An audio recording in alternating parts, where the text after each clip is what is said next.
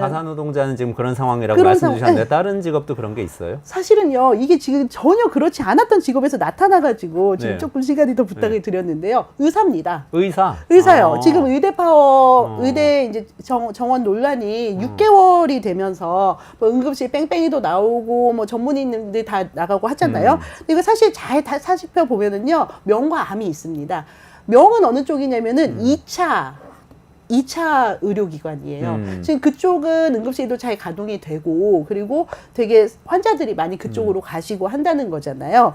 그런데 그러면서 그리고 3차 의료기관에서는 모두 사람들이 다 빠져나가서 지금 개원을 한다든지 여러 가지 이제 더 이상 좀 돌이킬 수 없는 그런 직업 이동이 시작이 됐는데, 어떤 일들이 생기냐면은요, 3차 의료기관에서는 일단 진료는 봐야 될 거 아닙니까? 뭐 신규를 안 받더라도 예약 진료를 받아야 되니까는 임상만 하는 의사를 2차나 아니면은 1차 의료기관에 있던 전문의들을 막 이렇게 긴급하게 쓸 거 아니에요? 네네네. 고용을 하는데 이분이 지금 부르는 게 값이래요. 아. 그래서 이분들 같은 경우가 거기서 오랫동안 일하면서 그 장기 고용 계약을 하면서 오랫동안 일한 교수님들보다 임금이 높아지는 역전현상이 벌어지고 있고요. 아, 그러니까 대학병원 같은 데서 임상의사를 2차 의료기관에서 네. 그러니까 큰 개인병원일 수도 있고 네. 모시고 올 때 네.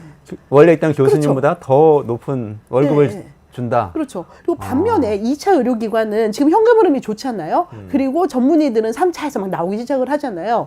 인재 유치를 하기 위한 최적의 기회인 거예요. 그래서 네. 지금 아마 그런 현수막들 여러분들이 좀 이제 많이 보셨을 것도 같아요. 뭐 현대 아산에 있던 누구 오셨다라는 현수막 같은 거, 지금 의사들의 이런 이동이 3차에서 2차로의 직급 이동이 약간 급별 이동이 생기고 있는데 3차가 어려운 거는 환자도 많고 수술도 많고, 근데 이건 사실 좀 보람되고, 근데 여기에 연구 논문도 많이 써야 됐어요. 2차 같은 경우에도 역시 환자도 많고 할 것도 많은데 연구 논문 부담을 안 줍니다. 왜냐면 2차 병원은 그거 가지고 경쟁을 하지 그렇죠. 않거든요. 네네.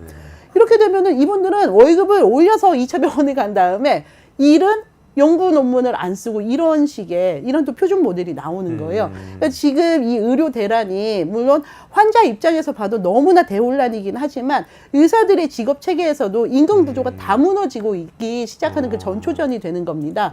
이렇게 되면은 아까 제가 돌봄 서비스에서 어떤 변화도 줄 수 없고 막 이렇게 정말 딱 그 잼된 상황에서 막 가는 것처럼 그렇게 묘사를 했는데, 우리 사실 의사 같은 경우는 공공재 성격이 강한데, 물론 돌봄도 공공재 성격이 강하고요.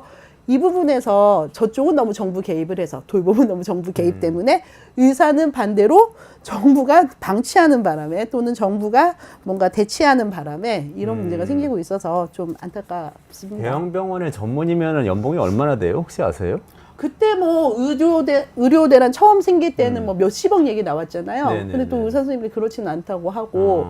근데 저희가 막 생각할 수 있는, 그러니까 삼성 임원보다는 전 낮은 걸로는 알고 있습니다. 그때 통계에 나왔던 거는 뭐 일반적으로 평균적으로 뭐 3억 원, 3억이라는 얘기도 정도였죠. 있고 네. 그랬었는데 지금 그거보다 더 주고 지금- 모셔온다는 얘기잖아요. 그렇죠. 네. 서로 모셔오는데 일은 줄어들고. 점점점 반대의 더 경우도 생기고. 임금은 올라가고, 근데 한번 높여놓으면 또 내려가기는 어려울 거예요. 네. 이것도 좀 이번에 의료 대란 사태가 정리되면서 우리나라 의료 체계가 어디로 갈지 진짜 그것도 중요한 문제네요. 필리핀 뭐 외국인 그 가사 관리사 이분들 임금 체계도 문제지만 우리나라 의사들 임금 체계도 정말 문제가 점점 더 커지고 있다. 누구 덕분에요.